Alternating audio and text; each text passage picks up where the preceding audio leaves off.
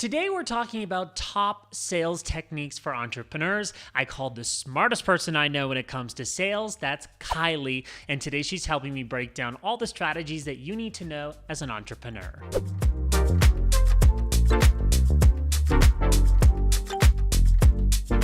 I'm Phil Pallen, a brand strategist. Welcome to my channel where I share practical advice to build your brand. Today I'm in Bogota, Colombia, and I'm sharing some highlights with you from a recent conversation, an enlightening conversation with my friend and a business coach, Kylie Hodges. Kylie helps coaches transform their businesses, and I think what she shares is relevant to any entrepreneur wanting to grow, network, and improve their sales. Let's jump right into it right now. Instagram, happy Wednesday. If you're seeing this, you're catching the replay, welcome. Boy, are you in for a treat today. This is a topic I actually hate, but it's one that needs to be addressed. It affects every single one of you, and that topic is sales. And the smartest person I know when it comes to sales and selling is my dear friend Kylie Hodges. Truly one of my favorite humans on the planet. Welcome, everyone. Welcome. An email just went out. People are going to be joining us. You know what I'm gonna do? I'm gonna do our fancy little countdown clock. While we let people join, let's pump the tunes. Here we go.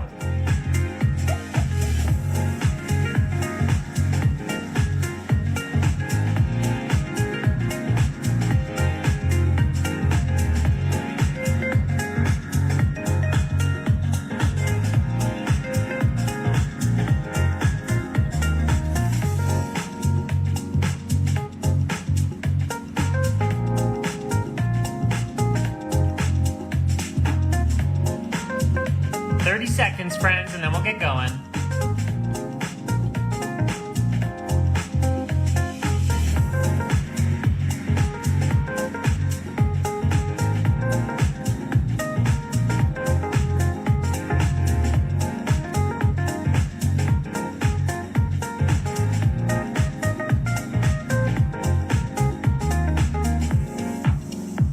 Okay, the time has come.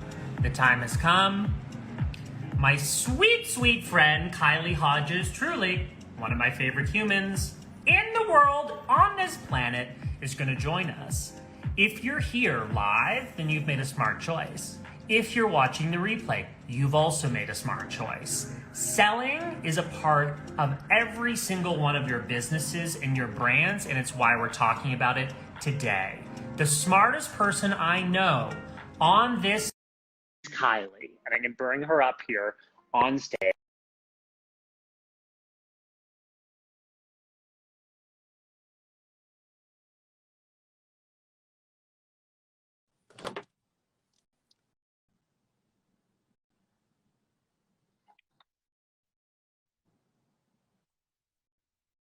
On screen.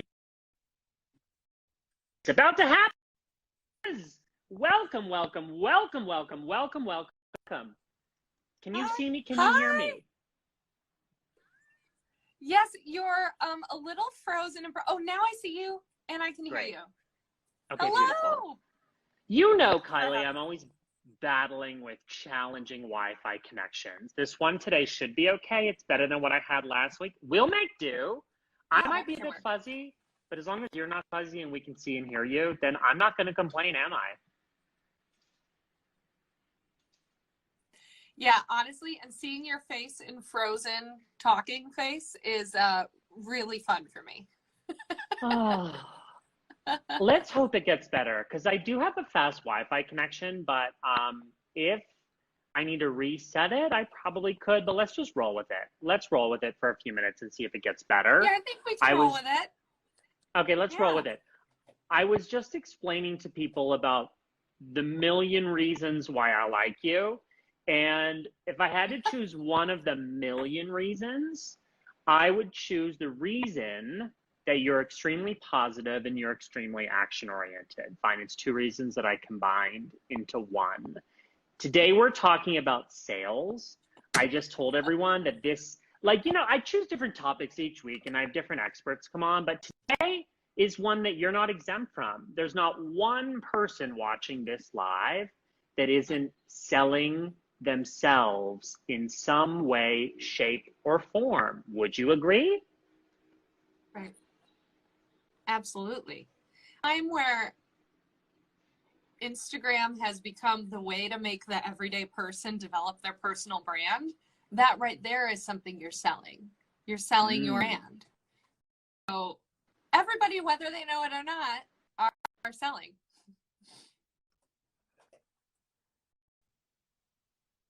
Coming up with all of our chat today, Kylie.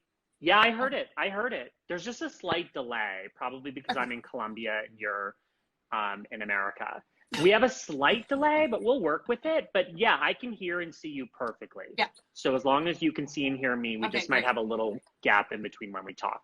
So that sounds good. What I was saying, I had fun coming up with the title of today's live because I think sales gets a bad rep. I said in my email blast to people, I actually don't like sales. And whenever I get into this mindset of, no, it's not that you don't like it, it's that you have to reframe your thinking around it. Talk to Kylie. I think that's what it is. It's reframing. Why, Kylie, to open things off, why is that term sales associated with sleaziness a lot of times? What are your thoughts on that? That's a really good question. Well, I think it's just because people are approaching it in the wrong way. If you've ever had a bad sales experience, it's because the person who was selling to you was thinking more about themselves than you. And the most generous thing you can do with selling is actually to just be an excellent listener and understand that the person is in front of you for a reason, and let's help them what that reason is. So why do I think sales has been sleazy? Because I think a lot of people haven't thought about it from a way of service and how to make it not. It's a lot of internal, the term mindset, I feel like, is so you just have to reframe your minds. If you are a business owner, yes, I'm sure the thought in the back of your mind is like, oh, I really hope I get a sale. But also that focusing on that is not going to help you get a sale. What is going to help you is reframing the thought of like sales is sleazy, sales is bad, and think about it in a way of, can this be a helpful moment for somebody? So I'm sure people have heard sales as a service. And, you know, when I talk with my clients about what is a healthy business, there's many different working pillars. You've got your marketing arena in flow. You've got your offer or your pricing and the things that you sell in flow. And sales is also one of those. And the kindest thing you can do for somebody is have a sales conversation where they come to a decision. Whether or not they're working with you is out of the question right now. It's just, you're in front of me. It seems to me you floating around in your mind, otherwise you wouldn't be here. Let's help you come to a decision. So a big part of that is, rather than telling them what they need, you are showing them your capabilities to be a part of that operation or to be a cog in that wheel, be it a product or a service. And I think you're also winning their trust in that way. Yes. And I want to add on to that. It's never about me. Like, Phil, if you came to me and you were like, Kylie, what's up? I'm hearing so much about you. I'd love for you to tell me more. Subject your interest. I don't actually know if you working with me is the right fit yet. So what I need to do is just go through this conversation with curiosity.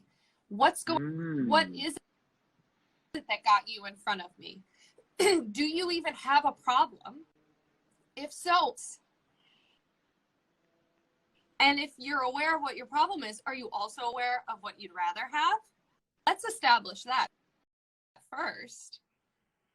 And then through curiosity, that's the real focus here, You're leading everything with curiosity. Let's figure out if your problem that you have and what you would rather have result in a solution that could look like working with me. We're talking for like an hour in a sales session. I would say the last 5 to 10 minutes are about me. The rest of it is about you and getting clear on what's on for you and what are you going to do about it. Fantastic. You know what's funny? As you're describing what I think is the model for an ideal sales call in terms of structure, thank you for outlining that. When I think back on the sales calls that specifically I'm thinking about conversations I've had where I've been the customer and I've said, yep, here's my credit card, let's work together. They have followed the model that you just described. 90% of the call was about me. They listened to me. They helped me. They didn't look at their watch and go, you know what? Actually, we're off the clock right now. This is just about, explaining our services. The calls that have worked, not just me as a service provider, but as a customer, have been the ones where they've done what you've described. So I think you're right. I think there's something there. It's all like in trust factor, which I think people think a lot about in marketing, but they're not applying it to their sales. Like, how do you expect somebody to get money if you don't even have their back before the exchange has happened? You need to develop that trust factor early on. You need to trust yourself that you will go through the conversation helping them as best you can and be unattached to the idea of making them a client. Or another way to look at it is to be totally committed to helping them and completely unattached to converting them. I love it. You're already diving into such already so early. I'm already like taking notes. I'm like, I have to turn this into a YouTube video and then a blog post. I'm like, this is so juicy and delicious. Whenever you see me look down, it's because I'm making notes of specific time codes to pull quotes to post to my story because you're amazing. Oh my God. Kylie, I wouldn't even wait till the end to promote this, but I have up on my screen your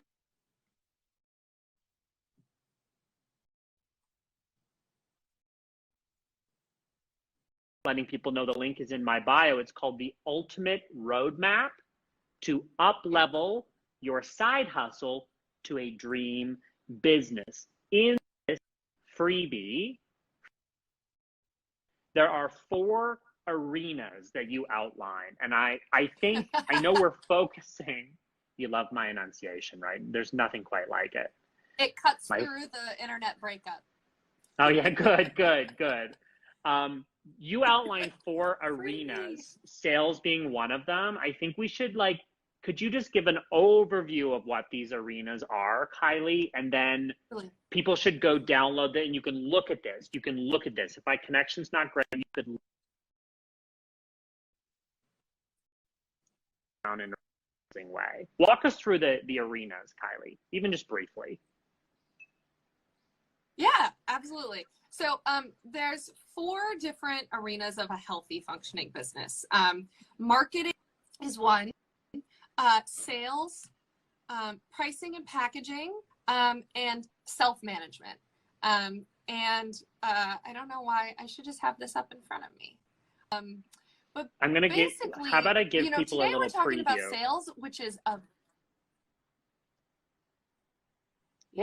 There we go. And there we go. Look at that. I mean, all Look of this stuff is burned into my brain, but I would love to have your spin on how to beautify it. Thank you so much. Yeah, so really the point of that resource is there's so much to do. There is so much to do. There's always going to be more to do. But especially if you're some stages of your business and you're just trying to get to a stabilizing income, there's a lot of stuff that you don't need to focus on. And so it's just these are the 4 arenas: pricing and packaging, marketing, sales, and self-management. And here are 3 to 4 things within each arena that you should focus on, and only those things. And rinse and repeat until your income has stabilized you, so that you're not like flailing around with, really not in a place where you're ready for that yet. Like, don't even entertain that idea. Just make your one funnel or your one free resource. Anyways, I'm getting on a tangent. The point is, I love it. Sales is incredibly important. It's a process to it. And within those arenas of focus on when starting your business or trying to, I guess, up level to a full-time business, sales is the most important to get right. Because you can be getting people on the phone, but if they're not converting, then you're not growing. Yeah, then you don't have a business. I want to give a shout out to, everyone who's here live. How fantastic. Wanderlug says, nice discussion. And I say, thank you. Really, I can't take credit for it. It's Kylie, who's the boss in this arena. Also a shout out to Marketing Harry is going to be my guest in a few weeks. One of the smartest people I know on Instagram. Hey, Marketing Harry, thanks for joining us today. Kylie, why don't we dive into the beliefs that you need to win at sales? So you've given an overview of what people get in the PDF that I've linked to in my bio today, but let's dive in to sales, the juicy square on that kind of map of yours of sales. What are the beliefs you need to win at sales? Great question. Also, can I just say that, like, you can take the most and make it sound so exciting. So I love talking with you. Okay. There are 4 very important beliefs that you need to check in with yourself before you get on the phone with somebody else. And tell them to me. The first one is you have to believe in yourself. You have to believe that you can even hold this conversation in a way that is helpful for them and you. Do you believe in yourself to do that? Cool. Number 2, do you believe in your offer, your product? Do you believe that it can give the transformation that you're marketing it to do? If you don't believe in what you're selling, you got to recheck you're there. The third one is, do you believe in the value of, so not only do you believe in your product's transformation, but do you also believe in the price? And I know, Phil, we were talking earlier this morning and you were giving me a little bit or some great feedback about how I'm thinking about my service and my price. And that was a great reminder for me to do a check-in. Like, do I actually believe that this is my product? Yes, it is. Great, cool. Move on.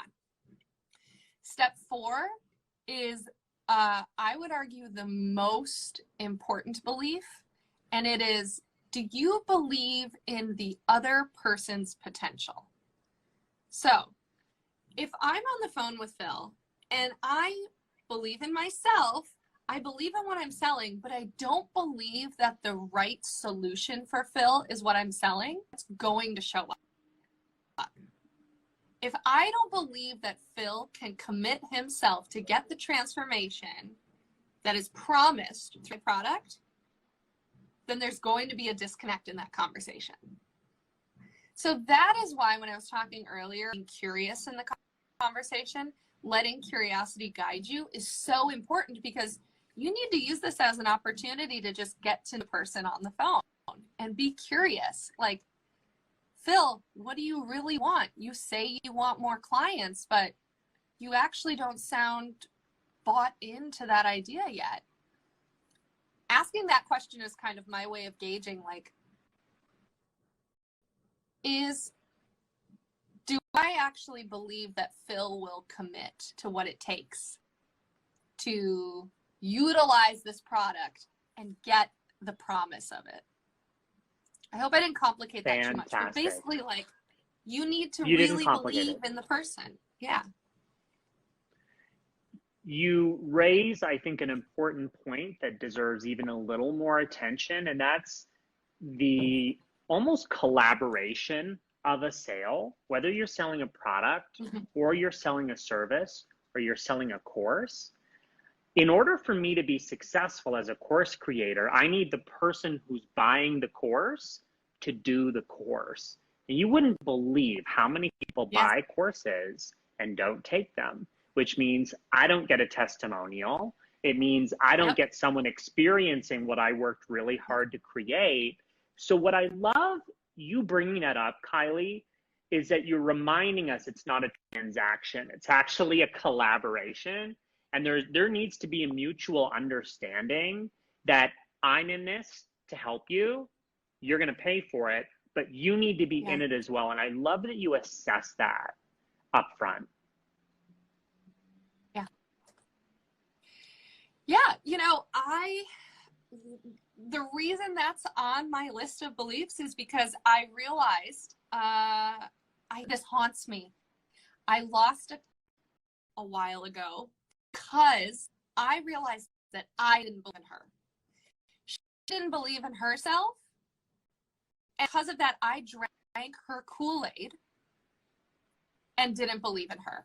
And if I had advocated, if I had dug deeper to see what her potential was, bring it to the surface in the conversation and help her see what her potential was and believed in that, I do believe she would have converted.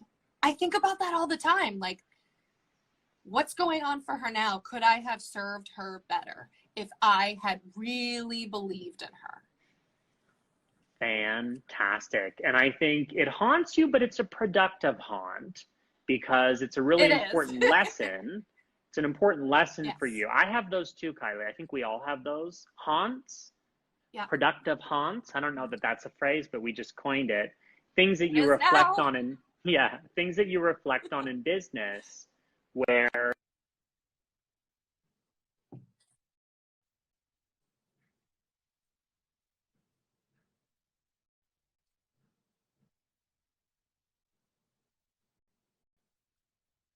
Okay, let's try this again. If you're seeing this, you're catching the replay of part 2 with Kylie Hodges. My internet connection is fast, but it's giving me some challenges today. So we're gonna try this once more and do our Q&A portion. There, I see you, Kylie. I'm bringing, see how we go now.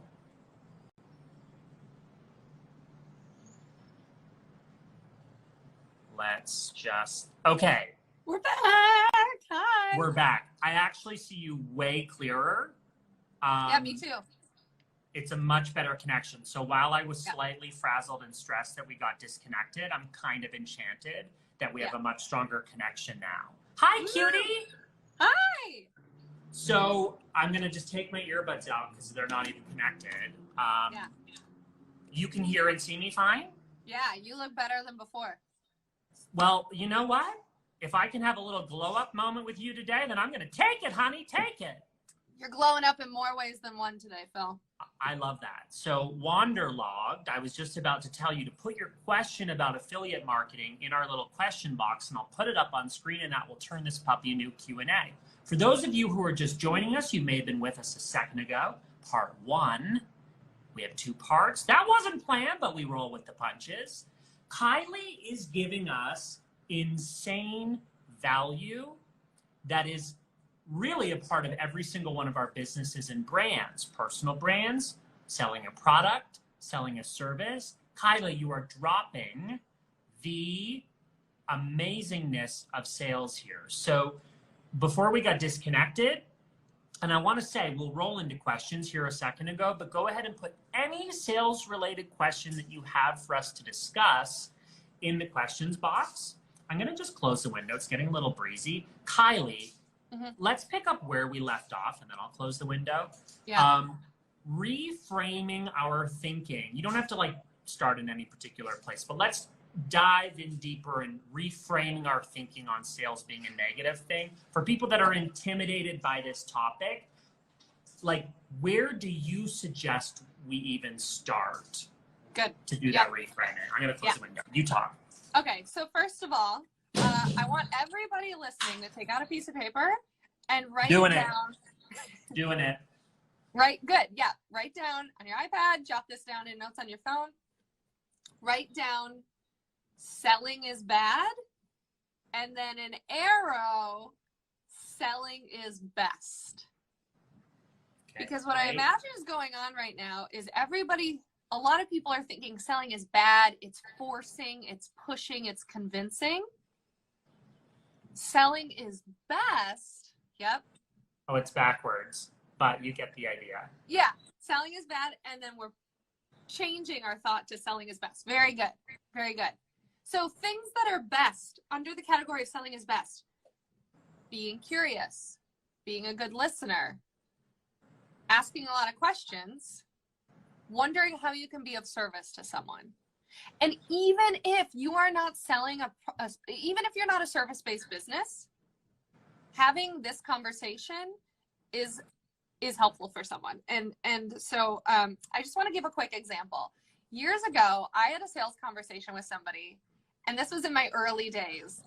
I had like a little piece of paper script in front of me. I jotted down exactly what I was going to say, but I stuck to the concept of staying curious throughout the call.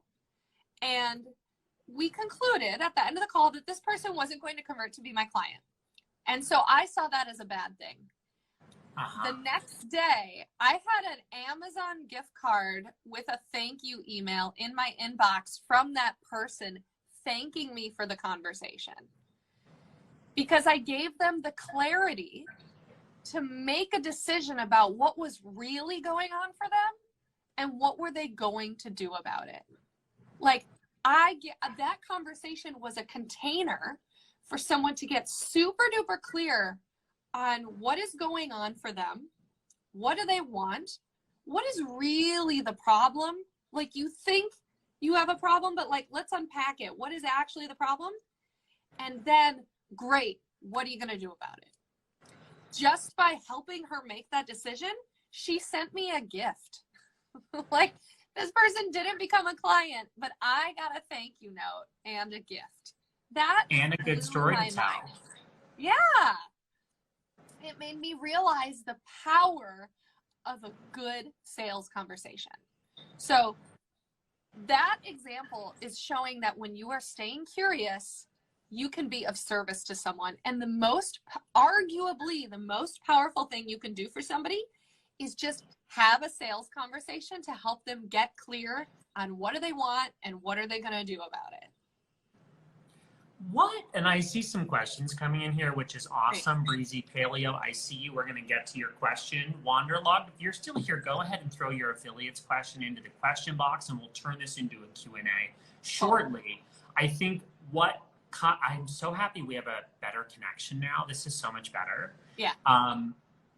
What are the biggest mistakes that you see people make on a sales call, before a sales call, after a sales call? And what can we do to fix those mistakes? How can we stay proactive? I know it's a big question. Yeah, that's a good question. And this is a good question because it's going to force me to give some tangibles. And I've been getting very idea oriented with the way I'm talking. So this is good. I like it though, Kylie. I think a lot of this is, not to interrupt you, but this is a big part of this is mindset. And I think it's a disservice to skip over that in this particular case, because I think so much of this is about how we look at it and separating ourselves from this traditional notion of sales being sleazy. And I think you're doing a really good job of explaining why it isn't.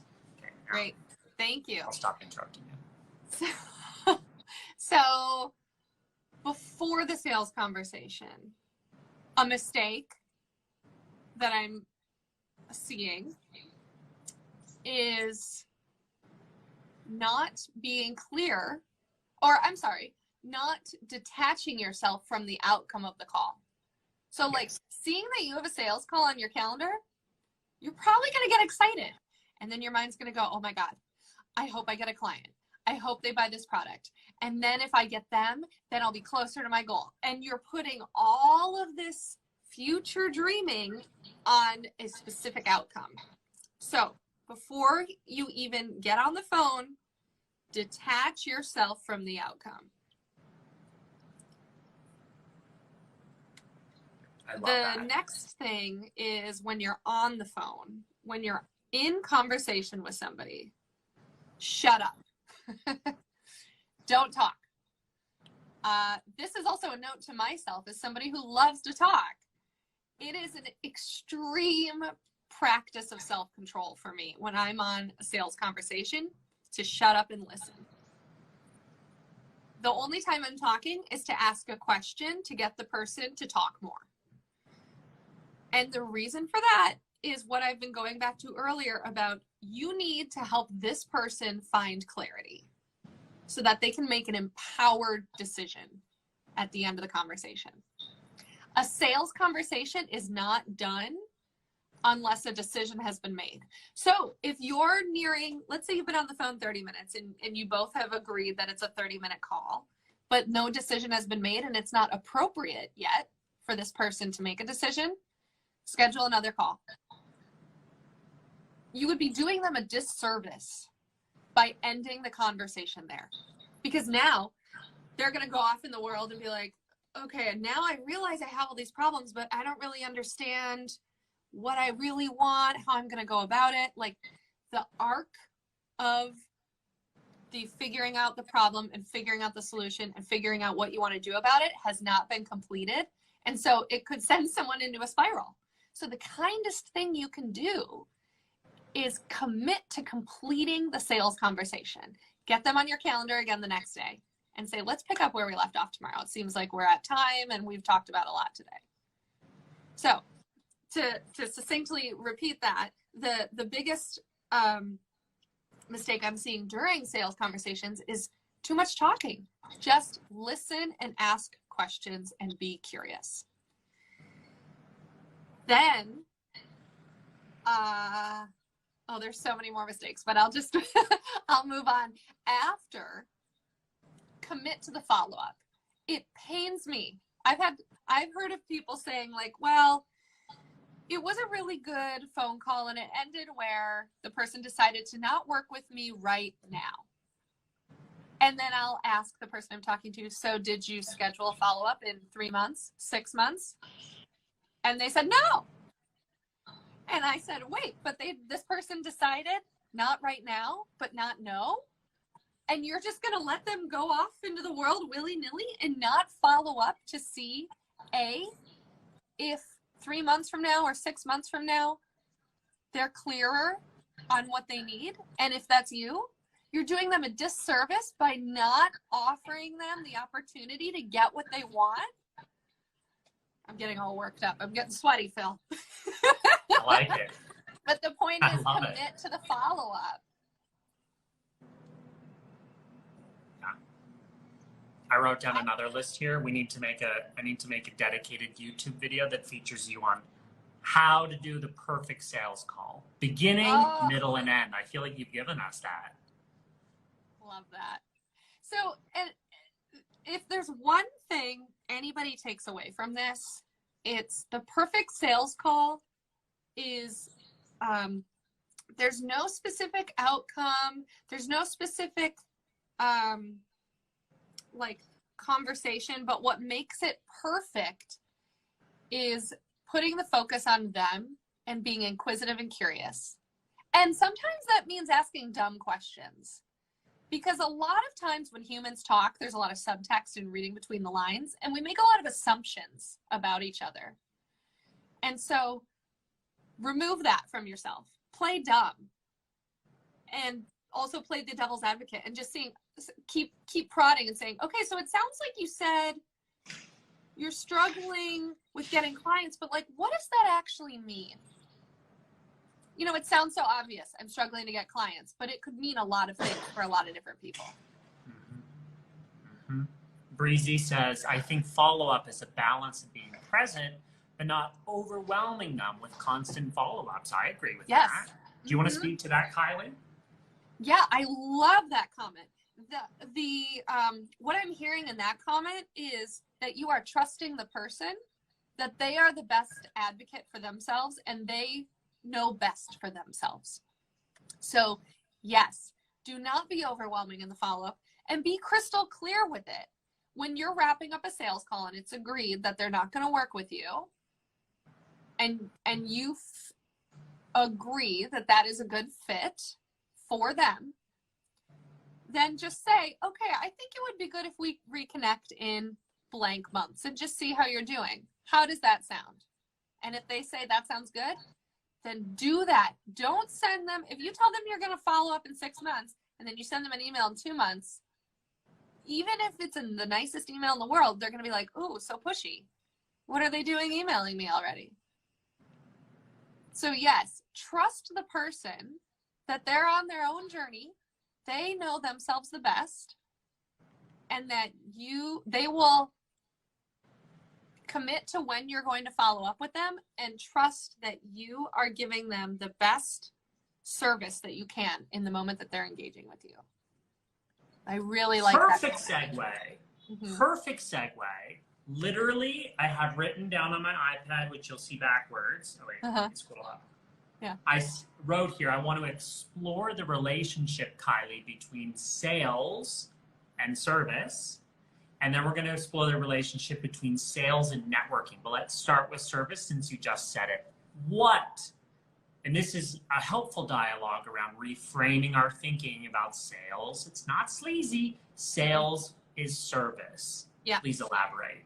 Yeah. So, going back to what I said before about a sales conversation is helping someone make a decision. A lot of times we walk around in the world with our own ego, our own thoughts, our brain on just constant chatter. And so I am walking through the world with tunnel vision. You see me differently than I see myself for many obvious reasons. But that means it's very easy for our brains to cloud reality for us. So even if something is on the tip of my nose, my brain sort of has me walking around like this. I can kind of see, but not really. I certainly can't see the tip of my nose right now. When you go into a sales conversation with somebody, that means they have already connected with you in some way. And by getting on the phone with you, it means they're raising their hand and saying, hey, I'm interested, or something's up with me. I want to know more. I'm curious. This is your opportunity to help move this cloud that's covering their vision, to help them see clearly about what is it that got you on the phone with me today. You had an instinct maybe, or you really liked what I said in that webinar. What is it that resonated with you? That is a big clue to what is their problem. And going back to like whatever this thing is, this analogy, they might not even realize this thing is there. So by being curious and asking questions, you can literally say, hey, so it kind of sounds like there's this thing blocking your view from seeing your business clearly. You say you want to get more clients, but you're actually doing all of the things to avoid getting clients. What's up with that? That also segues into you have to be willing to say uncomfortable things in the service of that person. Like, that's a helpful question. For example, someone being focused on getting Instagram followers instead of sales. Bingo. Bingo. Yeah. It only takes one person to have a sales call. It doesn't take 1,000. So I saw yesterday our mutual friend, wonderful friend Giselle, who already reposted something to her. No, this was her own post. She had posted to her story and said, listen, there's people out there with 1 million Instagram followers that have made $0 from their Instagram presence, and there are millionaires who don't have a single follower on social media.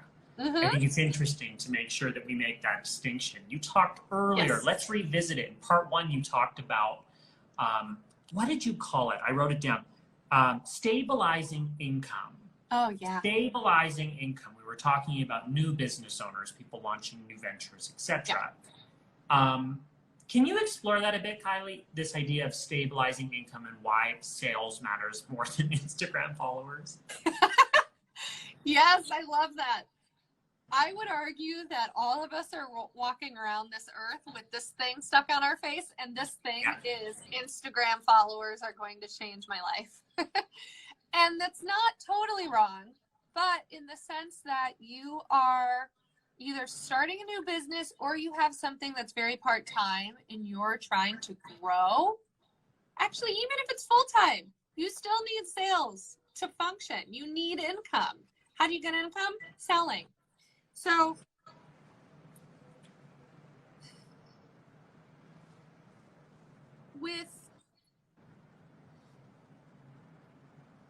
I'm like trying to make a decision about which way to go here. So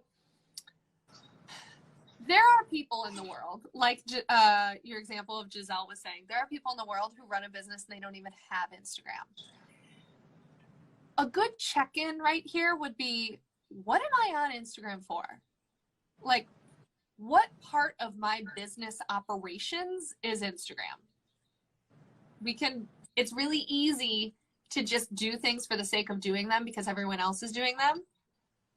And also, Instagram is like a way to just stay in touch with people. I had to do this for myself. I had to make a separate private account to post all of my terrible photos because I was attaching myself and my like friendships and staying in touch with people with my Instagram, which is also how I'm trying to run my business. And that's not helpful. As much as I love my dog is not going to sell for me. Although maybe I should try. Maybe in stories. Stories is a good place to be more casual.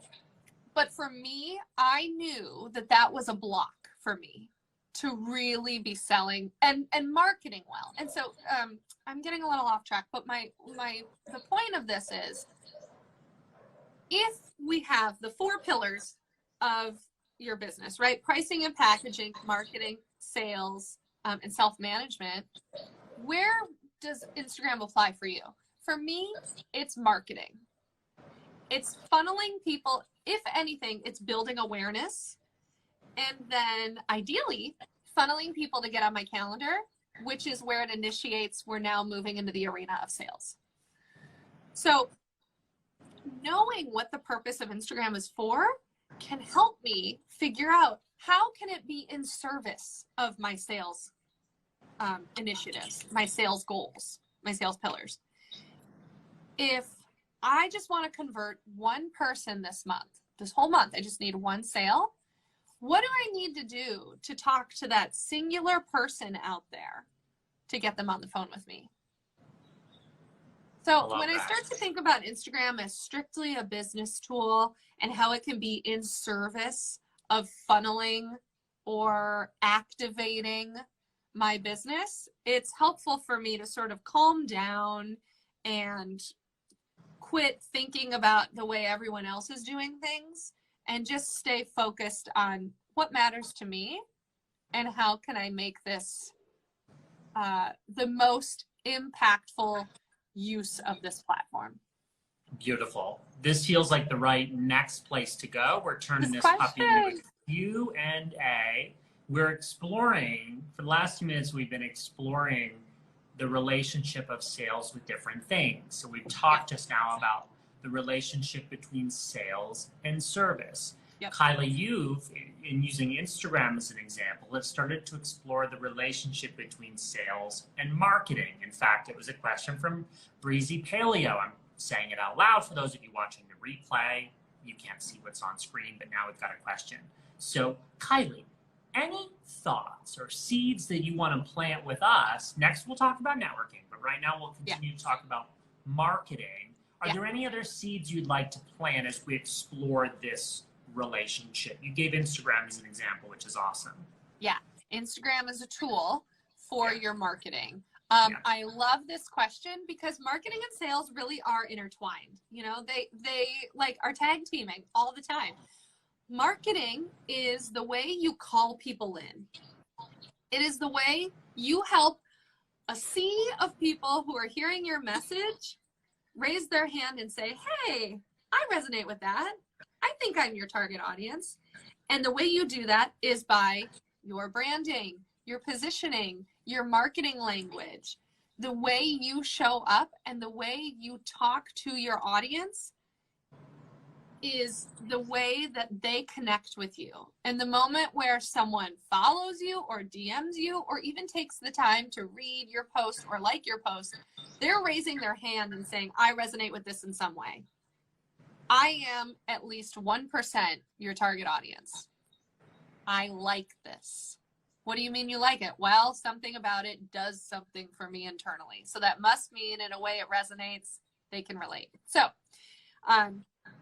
marketing is like the wingman to sales.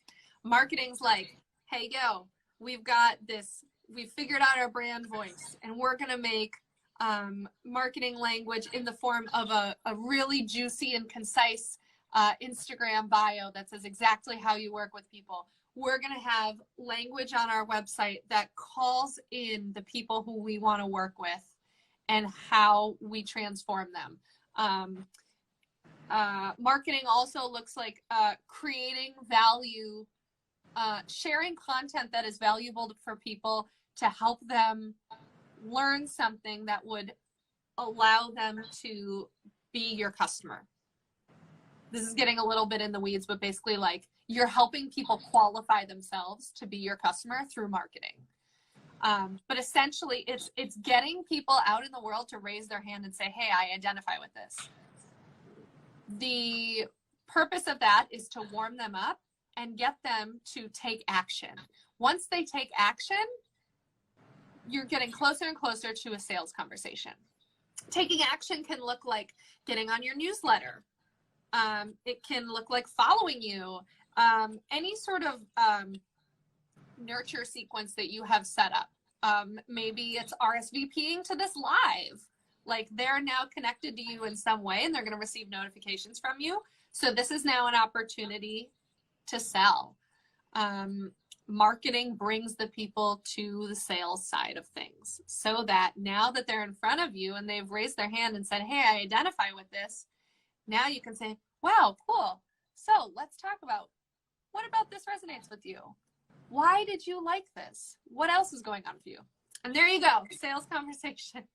I hope that was helpful. I just talked a lot about marketing, but most of the call has been about sales. So yeah, no, but I think it's important to understand how each of these elements work together. I think it's important for each of these elements, you know, because they all work together. So let's talk for a second, Kylie, about networking. I promised that we would talk about this, but it's another term that makes people shudder. It makes people go, oh, and now it's done virtually, which I mean, probably pleases a lot of people that would have fear showing up in real life at a networking event. I'm kind of one of those people. I'd much prefer to do it digitally. How should we approach networking, and what's that relationship with turning a conversation in the context of networking into a sale? Yeah, very good question. So I'm going to answer this in the form of like living in the world of COVID, which is nothing really in person is happening. This year has been a prime opportunity to reconnect. So first of all, before I get too in the weeds about what I mean by reconnecting, there are 5 ways to win at networking. And 3 of them all happen before you're even networking. It's all before you even log on to the Zoom event or the conference. And it is the preliminary step in sales. So networking is sort of the bridge between marketing and sales. It's one way to bridge the two. You are just putting yourself out there, having conversations with people and kind of seeing who's raising their hand to say, I'm a good fit or not. The first way to win at networking is to know your talking points. And another way to look at that is just like, how do you position yourself? How do you introduce yourself? That is a way to effectively share what pain points you address, what is the transformation people get from working with you or buying your product, and how you go about it. So that's your talking points: the pain, the solution, and how you help them achieve that solution. The next thing you need to know is, who are you even looking for? So it sounds so elementary, but like, I cannot tell you how many people are networking just because they think they should be networking. If you don't know why you're networking, then don't do it. Take a nap instead. Watch Netflix. Save your breath and your energy. But like, who are you looking for? So know your target. Next, you need to think like your target. So I also see people make the mistake a lot of networking, going to online events because they think it's interesting to them. But whatever's interesting to you might not be interesting to who you're looking for. Of course, like, go to an event if it's interesting to you, but like, is that where your target would be? So think like your target. Where are they? What do they want? And what are they going to do about it? So then once you've established those things, now you're in conversation with someone, right? Let's say you're at a Zoom conference and they've put you into breakout rooms where it's like 3 to 4 people in a room talking. The 2 things to take away in the conversation here is kill them with kindness. And what I mean by that is, remember how I just spent the last 45 minutes talking about in a sales conversation, you only ask questions and do a lot of listening? Do that here with networking. It's your way to figure out, to suss people out and figure out, is this person like my person? Is this person my target? You can kind of be a detective, like, who are you? Are you actually what I think you are? I need you to tell me that. And the last one is you're taking the lead in the form of being curious in the conversation and following up afterwards. So if you realize that this person really is your target, commit to the follow-up. Send them a nice message saying it was nice to meet them. And if you want to, and you think it would be appropriate and helpful for them, offer to get on the phone with them sooner rather than later.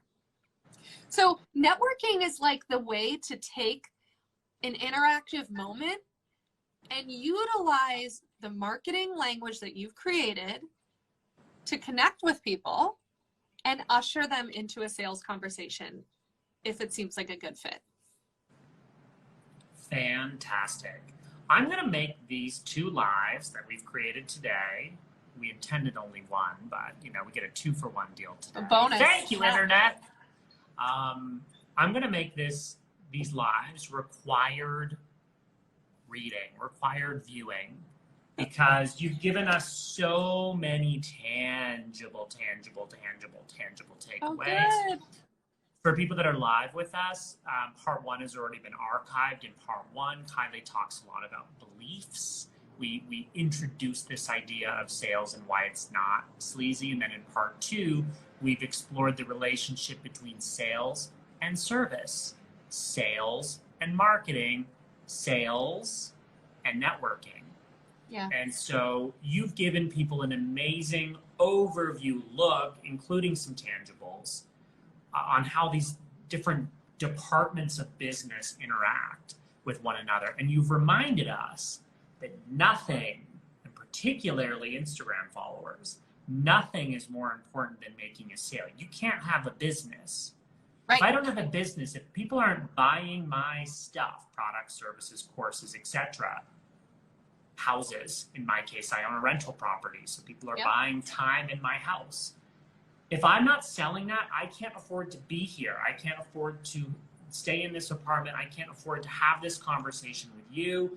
You've got to sell. At the end of the day, you've got to sell. And you have to, I'm urging people to take a few minutes, rewatch what we've created today with a pen and paper or a virtual version of that, and apply this framework to you. We're giving you permission, right? A lot of people are going to pull you in a lot of directions today and every day. Hey, can you help with this? Hey, there's this deadline. At the end of the day, you need to carve out time for you, and you need to sell. And even if you don't like selling, then you need to do it even more. And you need to if you don't like it, you need to reframe your thinking on it. Sales isn't sleazy. Sales is marketing. Sales is service. Sales is networking, relationship building. And you've given us some really incredible reminders. We're about to wrap up here. So if you're joining us live and you're just joining us, then catch the replay, which will be posted on my feed. Both of them will be available in my little IGTV section. Any And what I wanted to say, the link in bio today, people should go check out my link in bio. Go check out my link in bio. Go check out my link in bio, because you've given people an amazing freebie, which, yes, is targeted towards people turning their side hustle into a dream business, but I think it affects everyone. It affects everyone. I'm going to read through it today and go, you know what? This is a good reminder that I need to give some love and attention to this department. Kylie, where can people get more of you? What do you want them to do? Where do they go next to continue to get some wisdom from you beyond just following you, which is what they should do as a starting point? Yes, thank you so much. Of course, follow me. The resource that Phil put in his link in bio, I would say definitely start there. I send weekly emails every Sunday with more value adds, so definitely get on my newsletter list, which is in my link in bio, or grab the resource from Phil's as well.